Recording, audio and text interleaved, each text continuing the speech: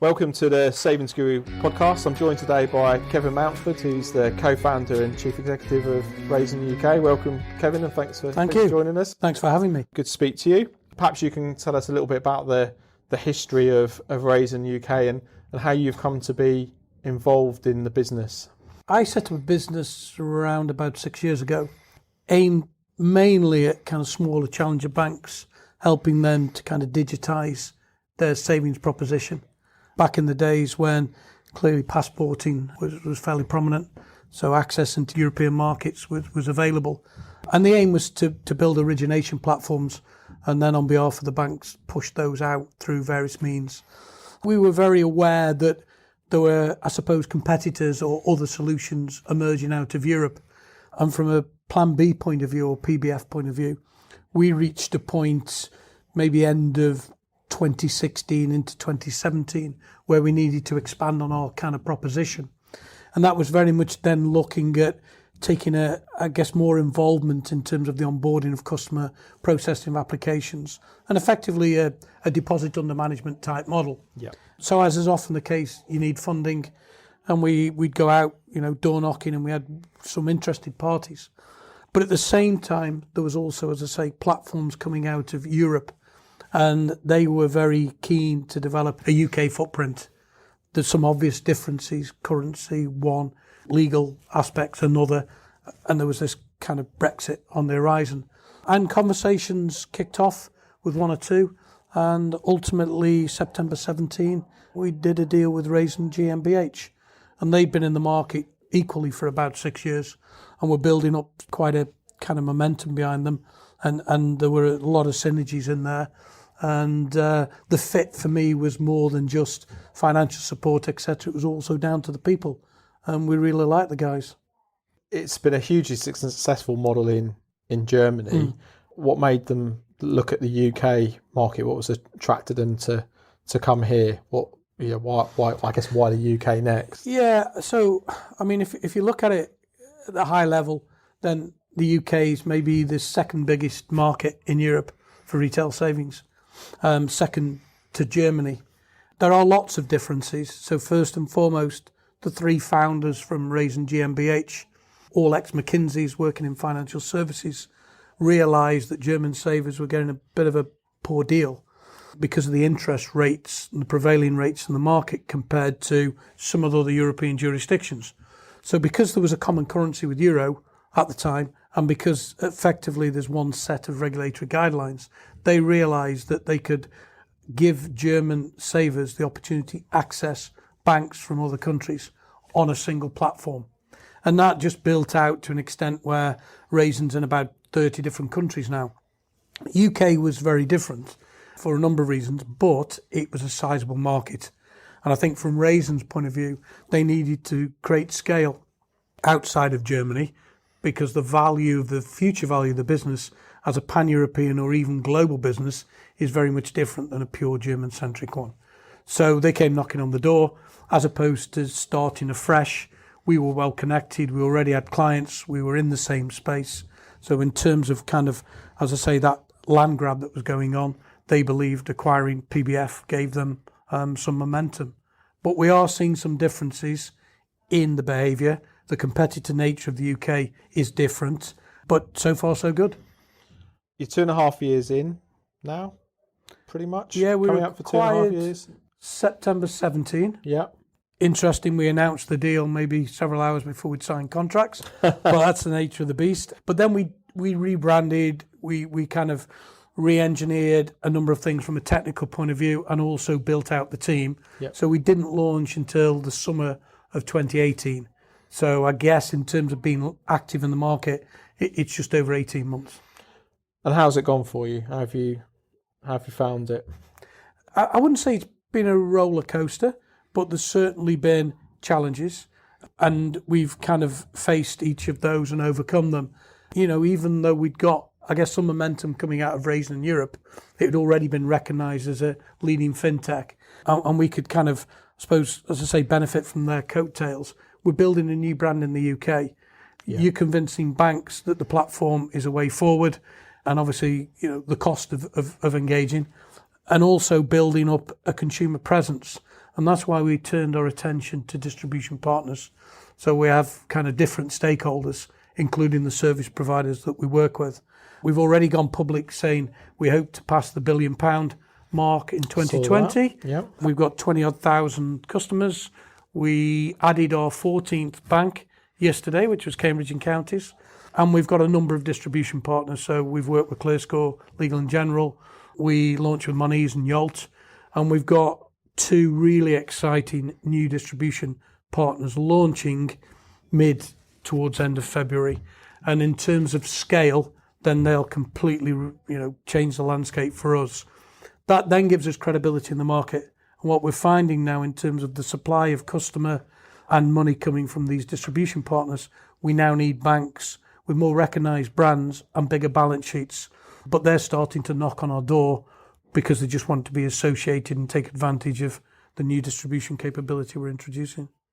You have a really interesting kind of place in the market because you sit both sides of it. You've got your relationship and your work you do with the banks, but also, as you mentioned, 20,000 customers. You've got a big consumer presence as well. How do you manage that? How do you balance that? Do you find there's conflicts with that?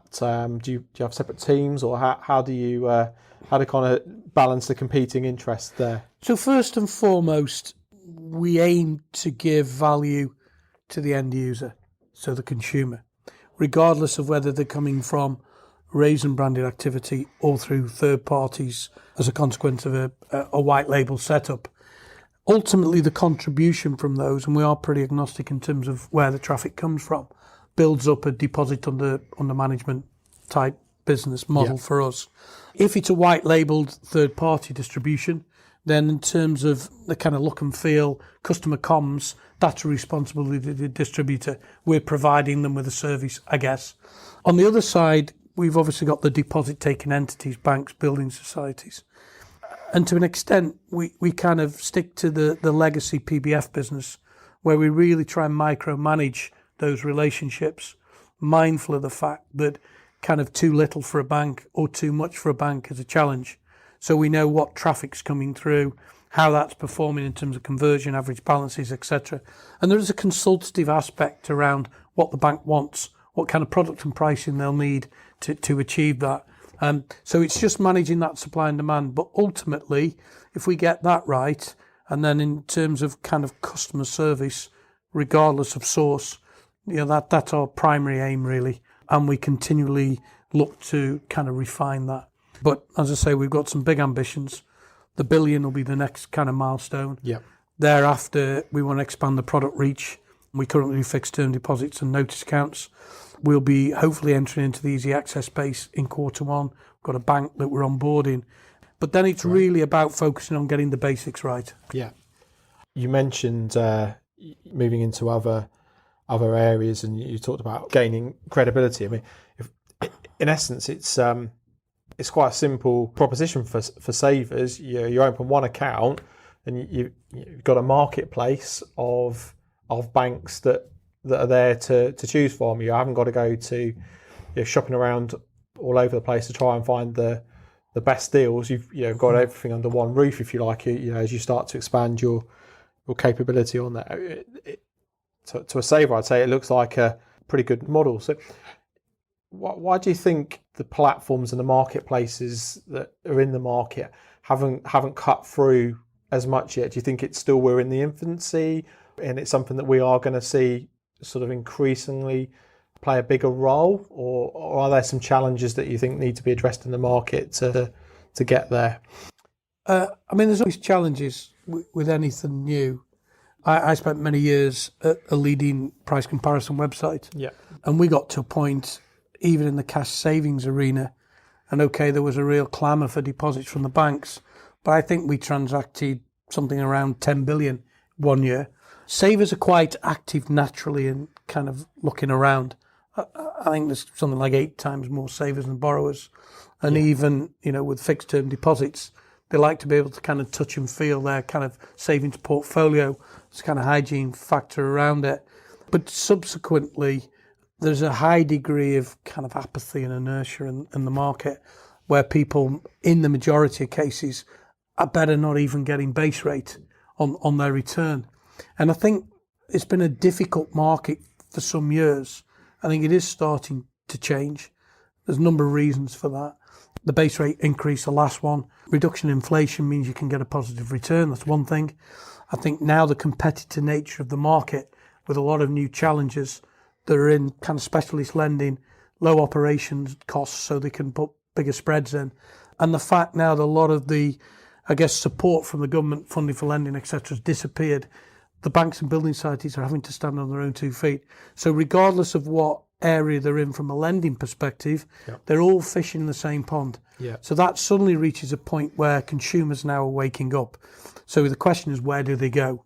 So as I say, we're used to shopping for financial products in comparison websites. My own personal view, with the exception of, say, insurance and maybe energy, they have not really evolved. You know, you go onto a comparison website, it's a static page. Okay, it's ranked by rate. There might be a bit of commentary around it, but you click out, fill an application, come back, whatever.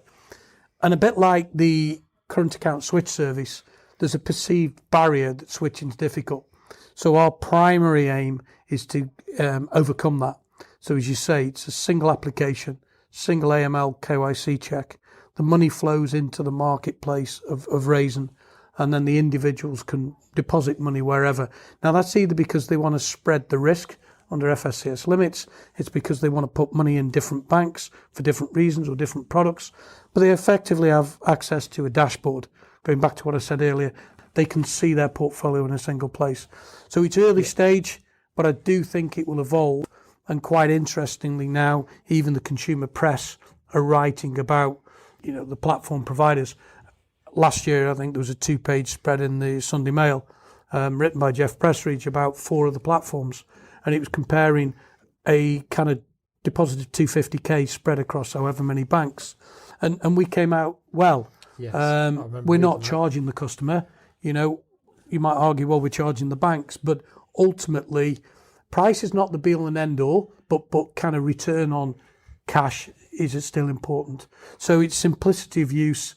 It's the right communication, kind of relevance of offer to the right customer, and then obviously it's choice, which hopefully gives a better return than people have been used to. You mentioned the £1 billion target for this year, get through that barrier. I mean, that would put you in the realms, if you were a bank, of being a reasonably sized challenger bank. It's a pretty psychological mark for the challenger banks I've worked with to reach that, and usually once they're through that, they fly. Is that your kind of hope that it has a sort of snowball effect when you get to that mark? That I think there's a number of factors, and you were asking earlier about the difference with the German model. I mean, when Germany launched, I think the first bank they brought to the German platform was from Bulgaria, and there was a big question, well, you know, as a German savvy saver going to invest the money, but they did because of this compensation scheme, kind of protection, etc. So what I think we will achieve once we get to these kind of milestones is around credibility. We're already finding, as I say, increased demand from distributors that want a cash saving solution, and we've proven our technical setup can provide that. But as we expand on that, then banks are saying, well, we need to diversify. We want to look at alternatives. If we're on board with you, we now feel that you can give us the kind of deposit flows that justify the onboarding process. And so we've gone from, as I say, maybe smaller exotic banks that want 5 million a month to people that want 50 million to 100 million a month. So as long as we manage the balance between the two, then, but that 1 billion is just another step in the journey. And hopefully, as you say, it will build on accordingly. But if we do look at the German business, they have brokered something, I bet, approaching nearly 20 billion of euros now. So that kind of exponential growth, the stickiness of the deposits on the platform helped to kind of build on those numbers quite quickly. You mentioned earlier about some of the sort of effectively regulatory change, the end of some of the funding schemes that the government has put in place, and the Bank of England. The latest thing to come out of the FCA is the single easy access rate, which I'm sure you've got an opinion on. So I understand the sentiment. Yeah. I mean, I've been around long enough. I remember, I think there were kind of CAT standards that the regulators wanted to bring in when I was at the Bank of Scotland. And the problem being, I actually think we've got good, healthy competition. And I think by bringing in a minimum rate, it may help to overcome the fact that some customers just can't be bothered. Not everybody does save for rate. The concern for me is these businesses are still managing performance regardless of anything else. And if on one hand that kind of profit's been eroded because of a minimum standard rate, somebody else somewhere is paying for it. Yeah. I think what we need to do is continue the education at an early stage. Financial well-being, I think, is important. Demonstrate to people that they can make more of their cash, whether it's a small business or whether it's an individual. But as I say, there's certainly choice. We previously had the debate around introductory bonuses. Yeah. And you could argue that if you were savvy enough, you could use those bonuses to your advantage. Take them whilst they're there and then move elsewhere. So I'm not saying that Raisin addresses the concerns, but it goes some way, as I say, to helping people by having a single application. Yeah. So we'll have to wait and see. I think in terms of the FCA initiative, it's going into consultation now. That's right. It's been talked about for a while. As I say, there's a lot more savers than borrowers. And I think people do deserve an opportunity to get a decent return on hard-earned cash, and they've not had that for a number of years now. So on one hand, I would welcome anything that helps that.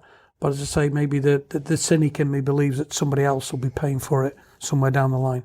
I think I kind of share your sentiment. I think it comes from a well-intentioned place, but I think that the proposals are ultimately flawed, and either someone else will pay for it, or the rate will be set from the big banks, which is ultimately where the FCA are looking to kick the competition into gear.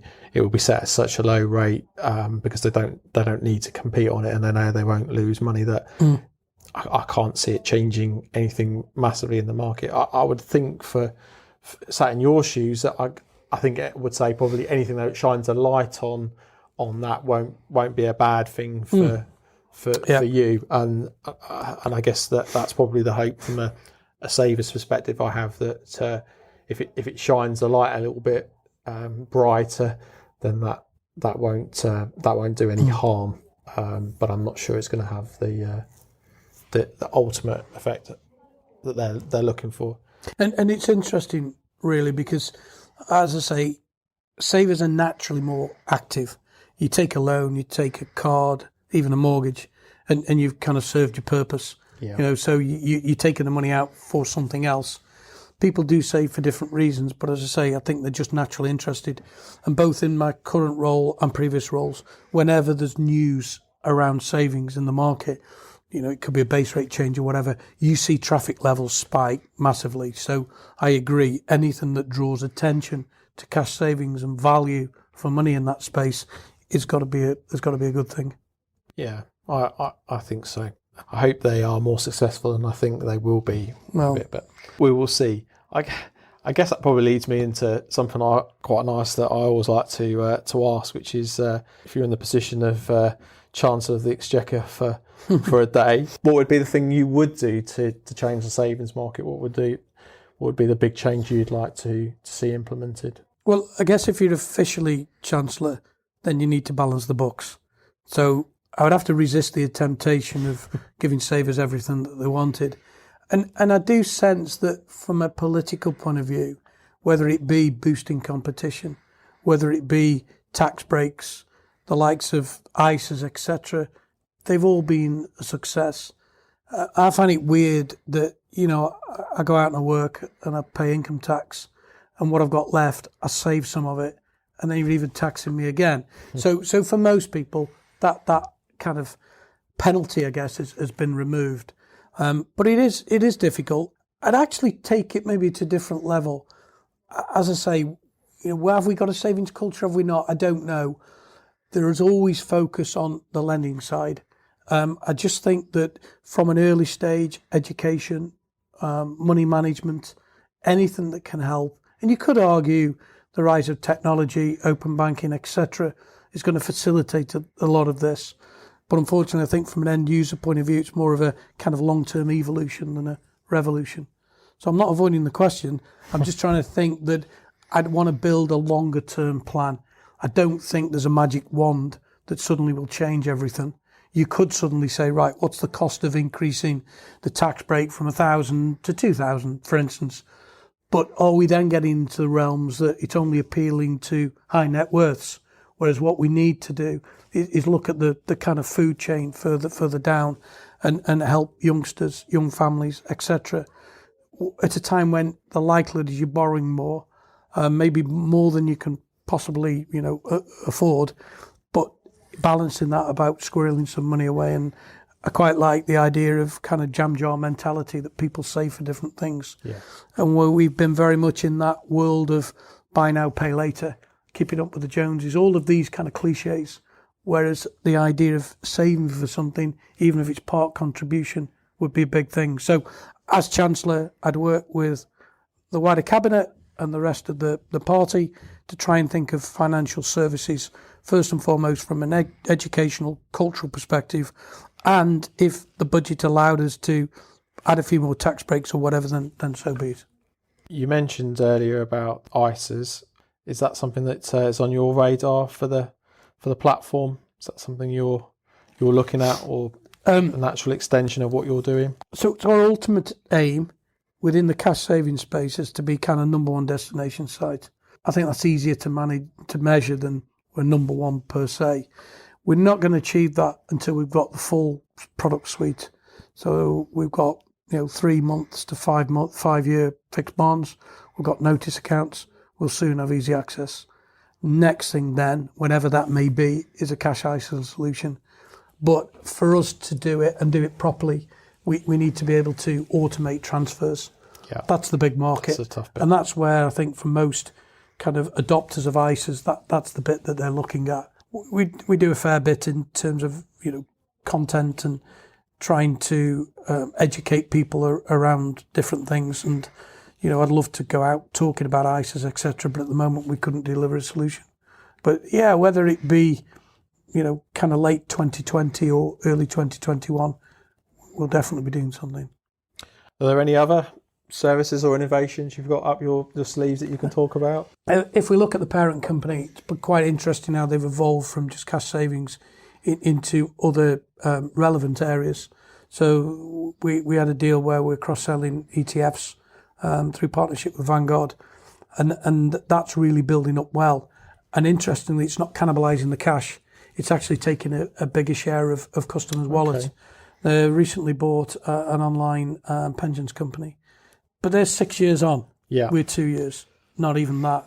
So I think in the short, medium term, we won't be doing more than what I've just discussed. SME deposits and another one in the future. But we just got to get the basics right. Got to continue to build out panel banks and building societies, distributors, give consumers an excellent experience. The one thing that has surprised our parent company, that UK consumers are used to shopping online, but they let you know if they're not getting the kind of service that they expect. And so we really need to keep on top of that. And there's a load of investment over the next 6 months, just fine-tuning the process. And that's where we're going to focus most of our efforts. There's been a few companies in the deposit sort of marketplace come through. Do you think we're going to see more people come in? Do you think your sort of, you mentioned about your credibility of some of the partnerships you've got and getting to that £1 billion number? Do you think things like that will also attract other people to look at the sector as a potential entrant, or do you think the kind of cluster of sort of half dozen companies that are in there at the moment will sort of stay fairly consistent? I guess if you look at it in cold light day, there's no real barriers to entry. So somebody could set up a platform, if they've got some cash behind them. The question thereafter is how the propositions differ. If you take some of the existing platforms, our model's quite different. Yeah. And as I say, we're very much focused on kind of B2C, albeit there is a B2B aspect to it. But if we prove that we can be successful in the UK, then I'm sure others are looking and thinking, why not? I think there's a number of organisations, particularly those in the wealth space, that'll be thinking, you know what, we need a cash solution from a defensive point of view, if nothing else. And so the question is, do they allocate resource and build? We've about to partner with a couple that no doubt have had that kind of debate. And we've gone in and said, look, the problem is, from a build point of view, there's always another project to focus on, and it never gets to the level of prioritisation.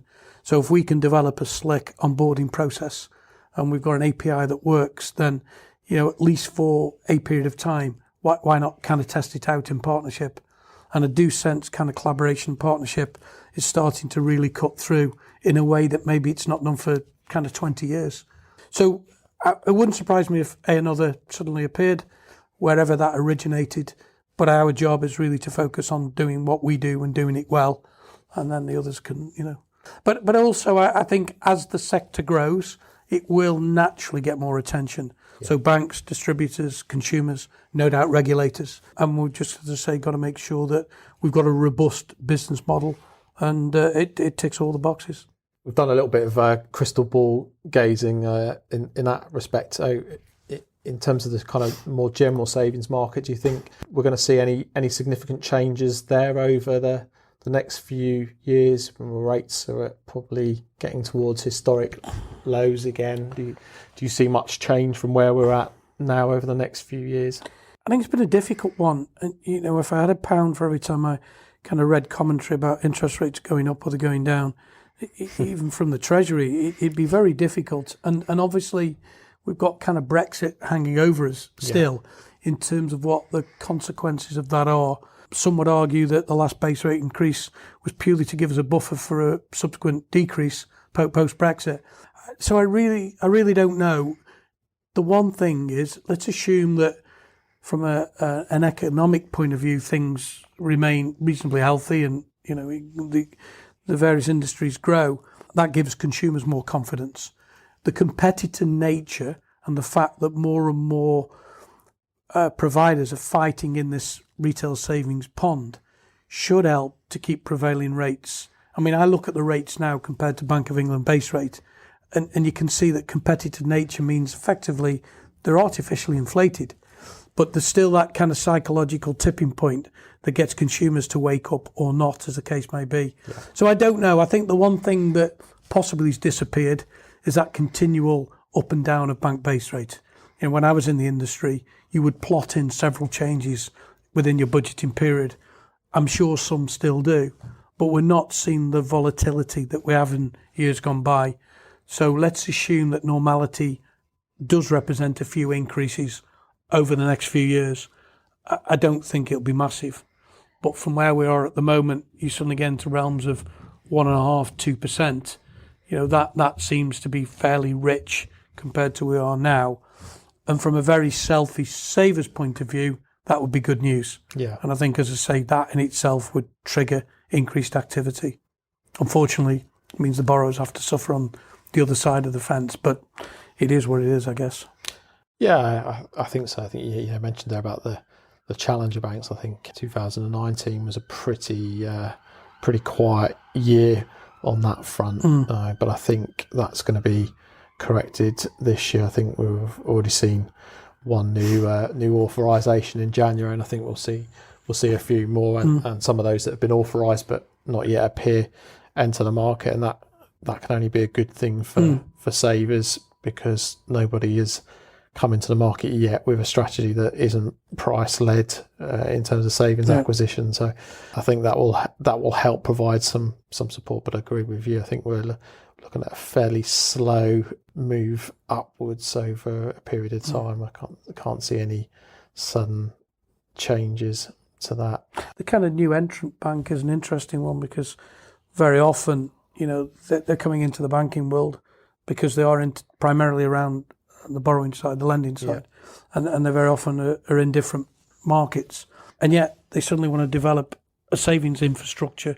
I would argue there's no need, because it's a means to an end, and the likes of Raisin and others are giving that organisation the capability to raise deposits without having to invest in people, brand and all that kind of thing. So I think it's an interesting one, but ultimately, if that flow of new entrants continues over time, then, as I say, it keeps, that an interesting dynamic in terms of the competitor space.